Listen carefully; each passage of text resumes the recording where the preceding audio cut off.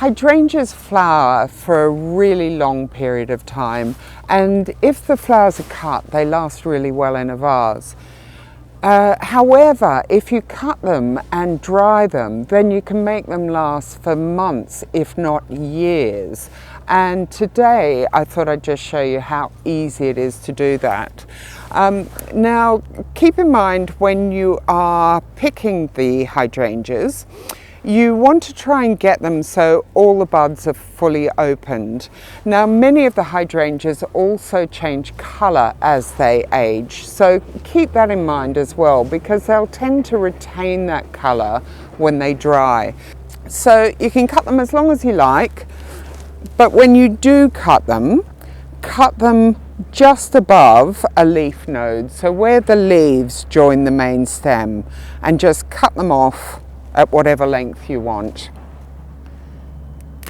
So once you've got your cut stem, the next thing you need to do is just strip all the leaves. Just run your hands down, strip all the leaves, and then I'm going to quickly cut a few more and then take them down and pop them in a vase. So without wasting too much time, I've come down.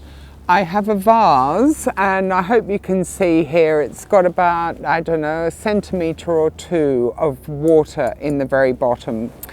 And then what I need to do is just cut the stems again, and this time I'm going to cut at an angle and midway between the two leaf nodes. That's going to be about midway, like so.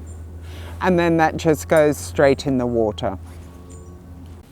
So when I've done all of these, I'm just going to take them inside and pop them somewhere bright and cool, and very soon all that water in the bottom of the vase will disappear and be taken up by the plants.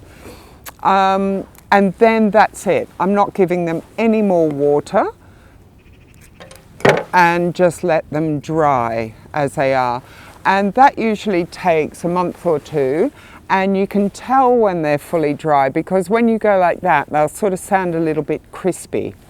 And when they are dried, then you can either just leave them in the vase as they are, or you can use them to make wreaths and garlands, or even spray paint them and use them as part of the Christmas decorations.